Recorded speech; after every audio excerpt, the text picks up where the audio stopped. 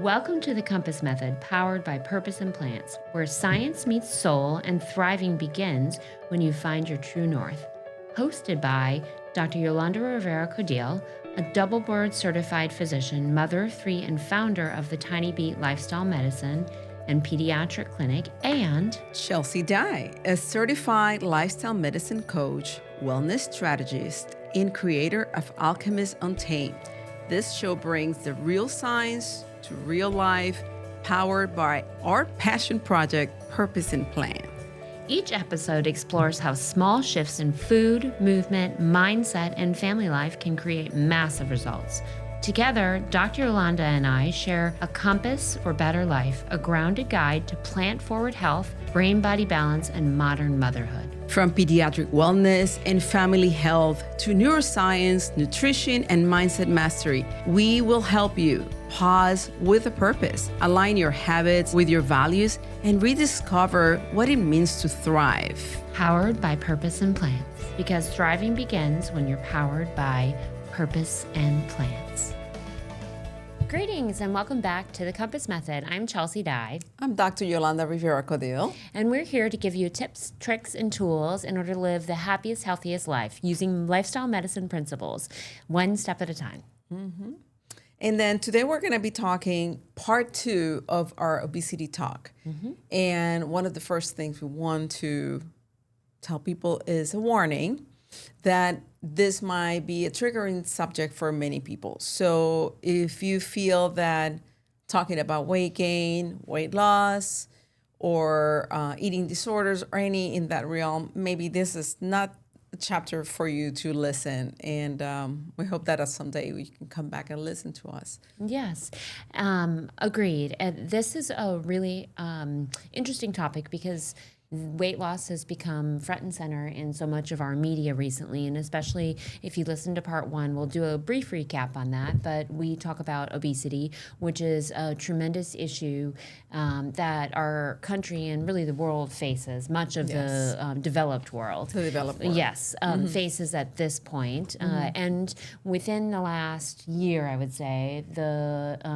even though it's been used before, GLP-1 drugs, or that class of drugs, GLP-1 class of drugs, have been popularized. Yes. And used beyond what they had been previously used for, which was primarily weight loss or from diabetes management. Exactly. So, so now they're becoming sort of mass consumed, if you want to call it that.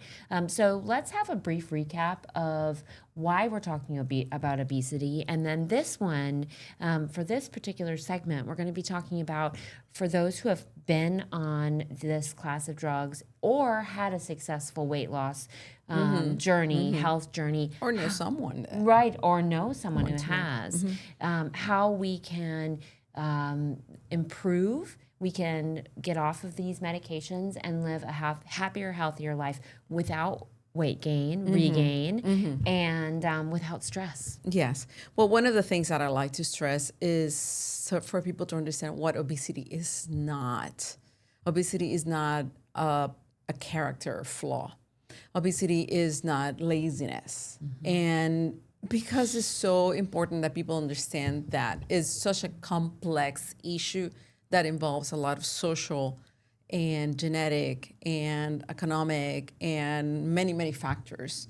Marketing. I mean, so I want to stress that because sometimes people forget and they put, or you have to take this medication because you cannot do it. You cannot white knuckle this your way through this, and it's very sad because no, I agree that it doesn't have to be like that. Right. Because it's not. not. So in the first episode, we really ran over Dr. Yolanda's journey, not from obesity, but seeing childhood obesity and having that be the catalyst behind your shift in medical practice. And then we also unpacked kind of what, just as you said, what obesity is and what it's not. And one thing that I think is really important to say is that this new class of drugs has been a lifesaver. And while it's been used for quite a long time in the diabetes realm, and I actually learned that it's also was used by some practitioners with PCOS, polycystic ovarian syndrome, but now it's used across the board. Yes. More readily used. More for many other. It's been a life-saving medication for many people. It has really turned their health trajectory tremendously. Yes. So one of the things that I want to emphasize as a physician, I am not against these medications. I'm against overuse of any medication in general, antibiotics, anything, even vitamin C, for example. But not because I believe that, again, this is something that you're flawed and that you're taking this medication means that you couldn't do it any other way. No. Well, so we're, if you have followed Dr. Yolanda and I at all in our Purpose Implants, we're about the full lifestyle principles. And this really hits home this idea that there's so much concern that for those who go off of the medication that they will have weight gain after the fact, which is really, whether you're on this or another diet, that is a really common thing. In fact, between 85 and 90% of people actually regain the weight after a weight loss journey, regardless of drug or not. Yes, when they're just relying on a change in a diet alone. Yeah. So lifestyle principles are key. Yes, yes, and yeah, we're going to talk about other ideas that you can try to see if to make it successful. I'd like to go over what the GLP-1s are. Okay. And glucagon-like peptide 1. I have to read that twice. Glucagon-like peptide 1. This is what GLP-1s are. And these are some substances that are produced internally that we produce our body. So they're naturally occurring. And then the secretion stimulates insulin secretion and suppresses the glucose rise in our body, and also makes us feel satisfied. So that's the thing that it helps, and that's why it helps for weight loss, and it helps for diabetes. So these are what it does is enhance that in our system. But one thing that I think, even though I'd love for you to go into this further, is it's really important to know that when it's created internally, even in a really excellent state, that it's a quick thing. It's not a long term. Exactly. And so that's where the differentiation between what we create internally in a balanced body and what these class of drugs are doing for our body. And that's exactly. The medication stays longer in the system than the quick release that our body produces. Yes, that's exactly why they work. Yes, exactly. So with the longer term release, you have suppressed appetite. You have slower gastric emptying. Unfortunately, you have some not so great side effects sometimes as well. That's something that I think a lot of people don't even think about initially.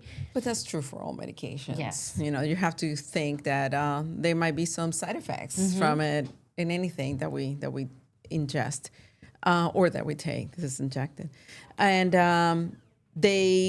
because they work, they reduce the hemoglobin A1C, which is one of the markers that can tell us if the diabetes is well controlled or not. Okay.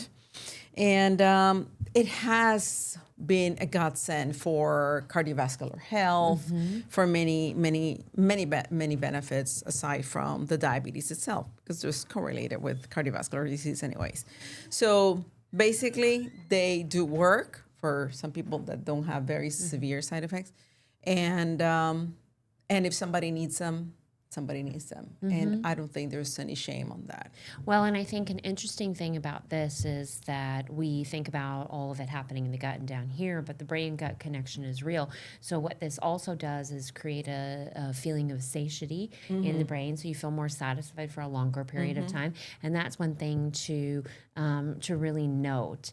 And when going off of those, that class of medication, that component of wanting, that craving, that may come back because the interruption of the satiety, or the satiety comes back, or Yes. reduce Yes. it. Yeah, you got what I'm yes, saying. Yeah. So that's one thing to think about. So one of the things that, because of that, people are afraid, they're thinking, oh, this is a lifestyle medication. This is a life, I'm going to stay with this for the rest of my life.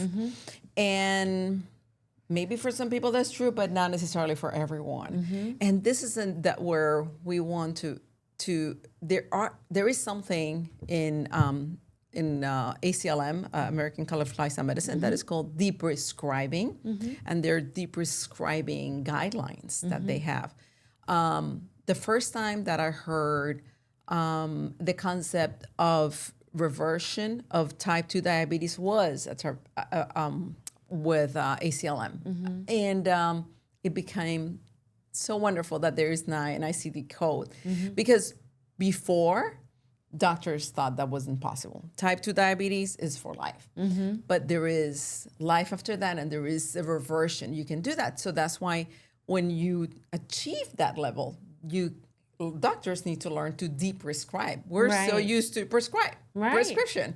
Like this is ingrained in our brains. Which is really something to celebrate, that we're able to find a way to help reverse these chronic conditions through lifestyle medicine principles. So mindset, movement, sleep, nourishment, and community. Those are 5 of them. Just and avoidance of and avoidance of other substances. But like the thing is that once you are at a level where you're comfortable with your body, that you are doing, like have more energy and all that, this is a time to learn how we can keep that state. And then with the help of a physician, I would never, ever, ever recommend anybody to try this by themselves. Don't try this with alone. all prescription medication. You want to have the guidance of a clinician that has experience with that. And I don't know, I might be biased to recommend lifestyle medicine physicians because they have the training to do that even more, to take it further, like have more, and we call prescriptions to sleep prescription or a meditation prescription, mindfulness. So all these things together with the medication. So if you're at the same time. I mean, and that's such a good point, that the lifestyle medicine principles, well, you might have a really excellent doctor that can step you down. You may not have a doctor that's well versed in lifestyle medicine principles. And so something that I think not everyone's going to be able to seek an ACLM or want to seek an ACLM physician, although they might want to think about it. We know you actually can have the tools. You have the tools internally in order to make this work. But it's about being fully aware as to where you are before you are off the medication, really working to shape patterns that support your cessation. Or even your lowering of dose. And let's talk about how we can adapt through this stepping down process, and then even after we step down, to make it so it's successful. Yes. And I had to emphasize, do not do this alone. Do help with psychologists, psychiatrists, with your physician. Even if it's not an ACLM board certified physician, they still know their stuff. They still can help you. If you tell them, okay, I want to be doing this, how can you help me to take the steps down? So that's one thing, is going back to what we talk about on a regular basis, understanding that weight loss is one part of it.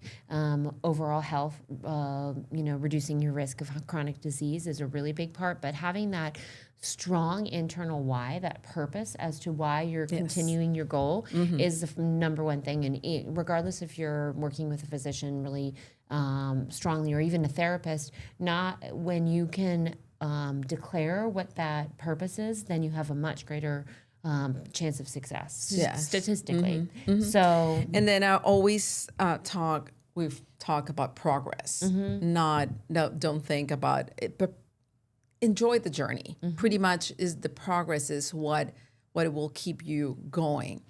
When you emphasize progress over the outcome, for example, we have a goal.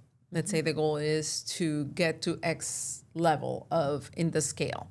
I want to lose... a certain number. A certain number. Okay. I want to be in, 200 pounds, say something. This is the number I want to reach.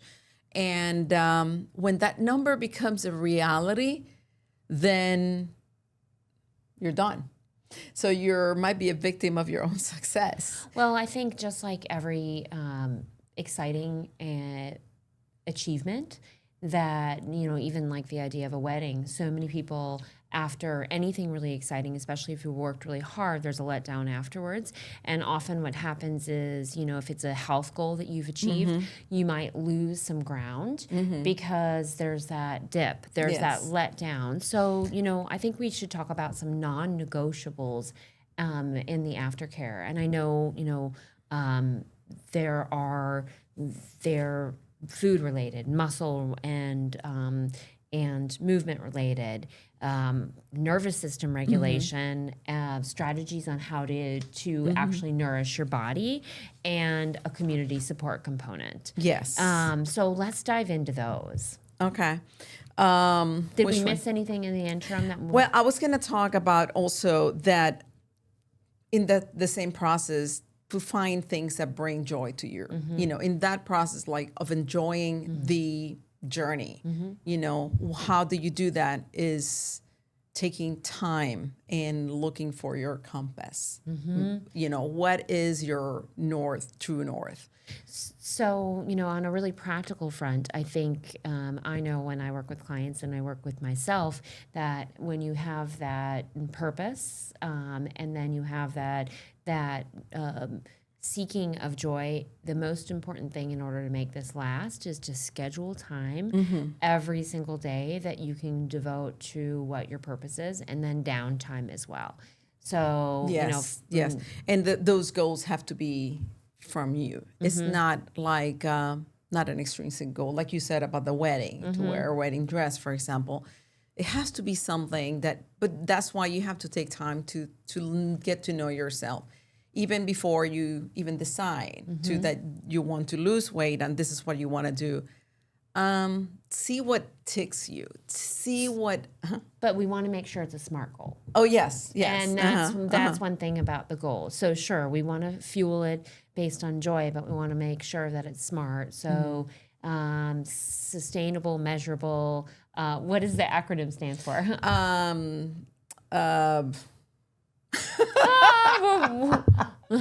Okay, SMART goal. Can you break for a second, yes. Tim?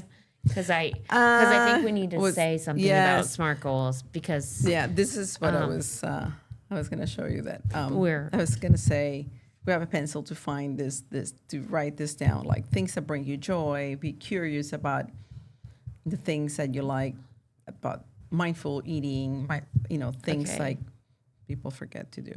Well, then let me say SMART goal, and then you say that specific measure. All right, we're ready. So we're talking about goals. We want to make sure that it's a SMART goal, and that SMART acronym is something that's really important. So specific, measurable, achievable, relevant, and time-bound.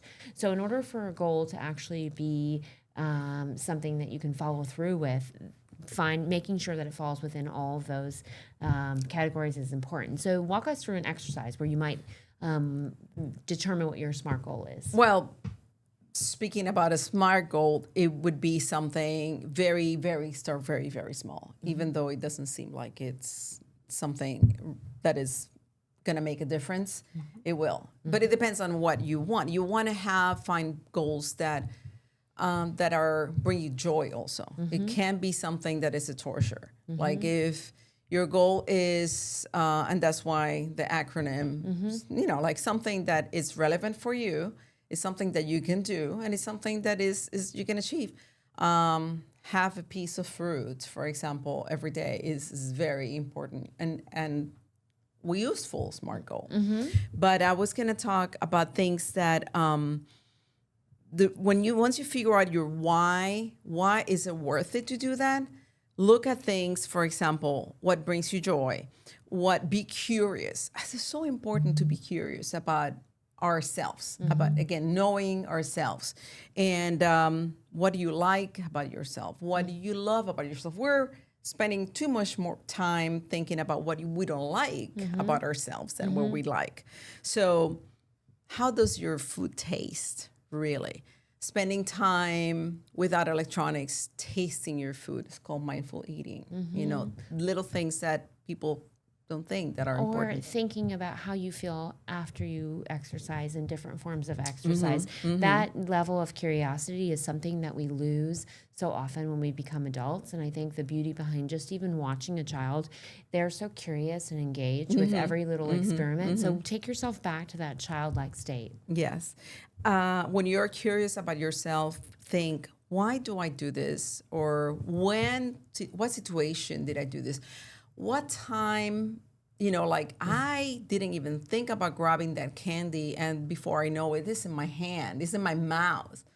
What happened right before I did that? Start being curious about what you did, the things that you do. Who are you surrounded by? Who are the people that are you around when you're eating the things that you feel like I didn't want to be, or doing, not just eating, but doing things that, smoking, for example, like, well, every time I'm around a certain group of people. And on the other side of the coin, where are you? How are you? Or who are you with when you feel in peace? When you feel like, who are the people that bring you joy and make you feel like they're not judging you, and you can be yourself without being judged? So all these things you might not clarify if you're not curious. And so One thing that I found really helpful is, you know, with a tracker, which isn't for everyone, and there are many different variations, and I have my ring that I wear, but some people have watches or, you know, Whoop variations of that. I've used it as a really objective way to look at my data and see, and the interesting part is that I will see that I'm around certain people, and I'll have elevated, when I do a daily recap, I'll have elevated levels of stress that I did not even realize was occurring. And it's interesting to see that, or, you know, if you eat late at night, that has an impact on your sleep, and it can also cause stress if you're around certain people. Oddly enough, when we're doing this podcast, it asked me last time if I was napping. Which I sorry, like you're in the flow. That's Oh, right. funny. And then also when I'm singing, I'm a terrible singer, but that's really interesting, because if you have the capability to track it, when you get curious about that, it's like, so I'm a funny. terrible singer, That's but so it makes funny. me calm. But go on. No, and but that's exactly what I'm talking about. What if you start, whether you have a tracker or not, but you might start paying attention to, hey, your body can tell you, use your feelings, as I always say, as a GPS. Yes. They will tell you. You know, that gut feeling, that is a combination with the brain and the gut, right? And, you know, it couldn't be more clear. Yes. If somebody gives you, you know, makes you feel that you want to throw up, probably your body is telling you something that you should pay attention. Absolutely. So can we move on to some non-negotiable. non-negotiables? Yes. So going back to the lifestyle, kind of basing them on lifestyle medicine principles and the categories that we talk about so often, let's talk about movement and muscle. Yes. One of the things that Strong people... is the new sexy. Yes. Yeah. One of the things that people lose is muscle strength when they lose weight too fast. Yeah. It happened to me that not because I wanted to lose weight so fast, just because I started eating more plants and my body started like disappearing in front of me, and my family was like, "What are you doing? You're not eating." I am eating. I'm eating a lot. But this is how my body reacted. But I also lost muscle mass because it was too quick for me. So to keep your muscle mass is important, because it's also bone mass and health. So what do?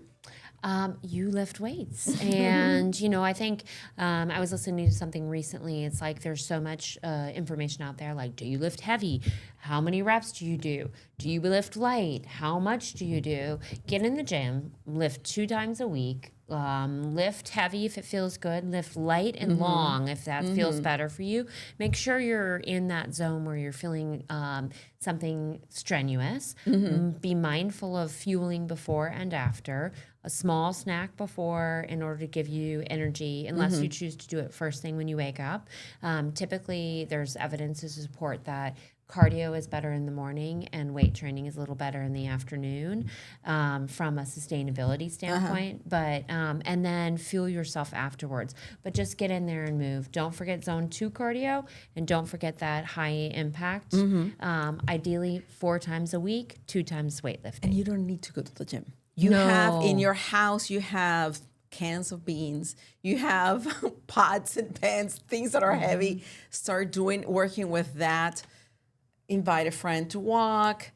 Try to make it a brisk walk, but do as little as you are able to do it and build up on that.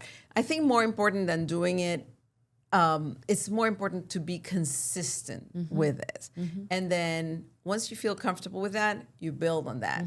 And try to think, what movement can you do within your house? If you're an older person, don't take it for granted that you cannot do it. You can do it, and it can have a lot of benefits.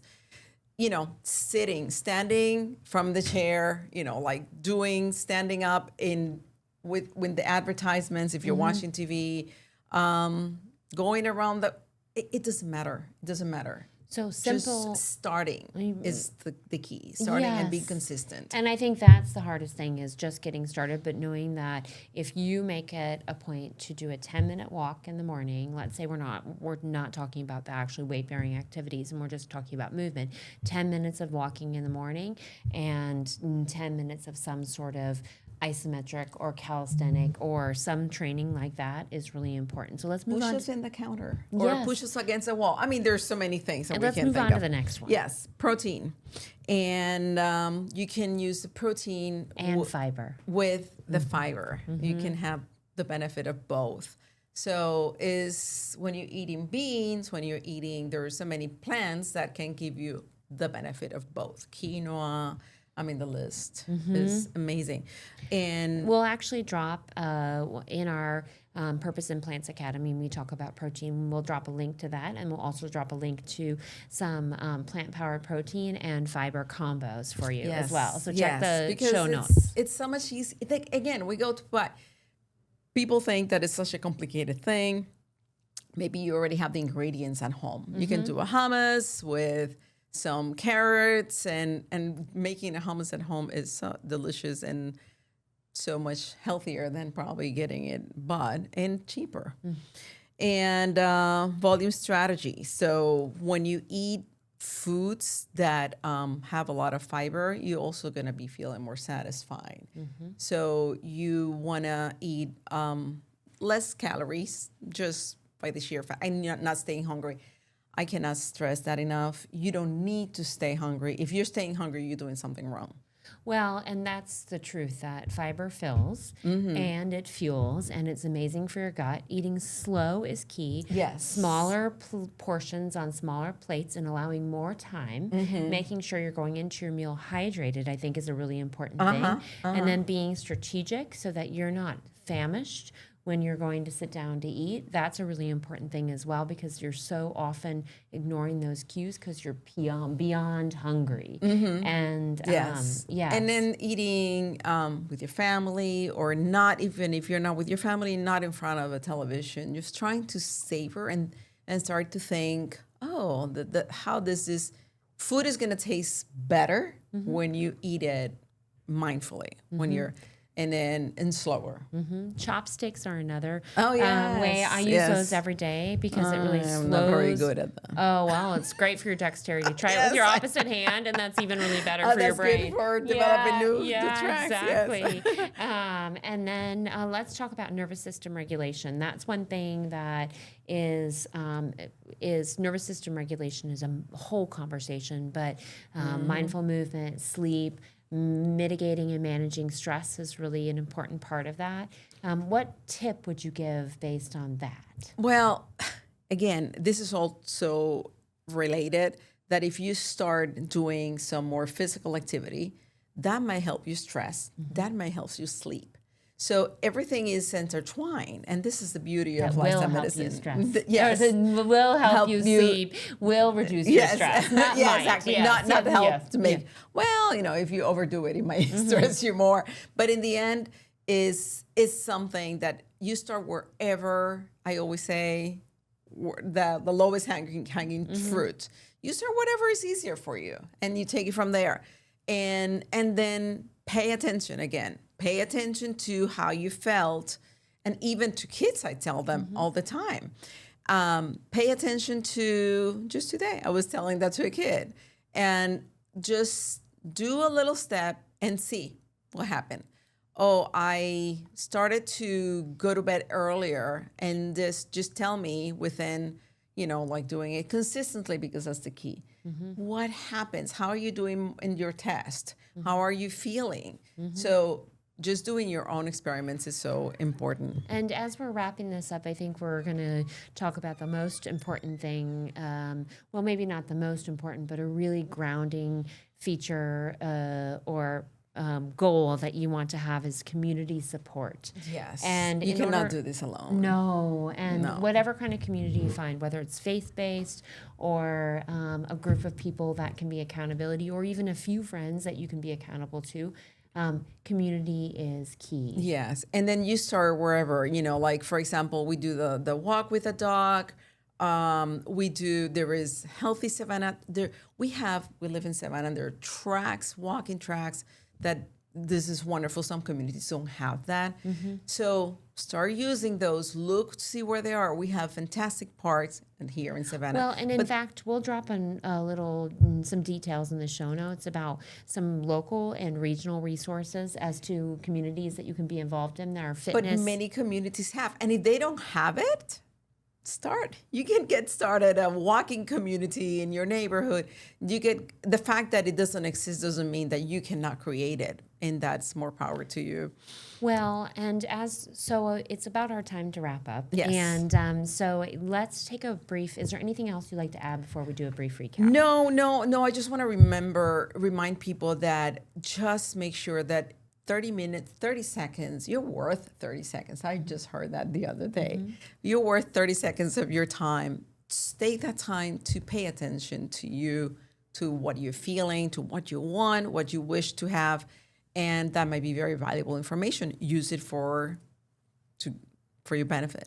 Absolutely. So once again, today we went over part 2 of GLP-1 class of drugs, weight loss, obesity, and how to reverse engineer or create a better life based on the progress you've made, maintain, and even enhance the progress you've made through lifestyle medicine principles. So move your body, get your protein and fiber in, mind your volume, regulate your nervous system, and be in community. And we are here to support you every step of the way. So once again, I'm Chelsea Dye. And Dr. Yolanda Rivera-Caudill.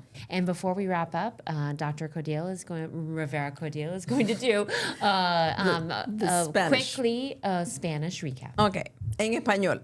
Hablamos del problema de obesidad y cómo mucha gente lo malinterpreta. Ya lo habías mencionado en el programa anterior. No es un problema de falla personal, ni que es algo bien complejo y es crónico. Y como es crónico, la solución tiene que ser algo a largo plazo. Entonces hablamos de la importancia en el proceso de cómo preservar la masa muscular, porque es importante para la salud de los huesos también. Manteniendo actividad física, por ejemplo.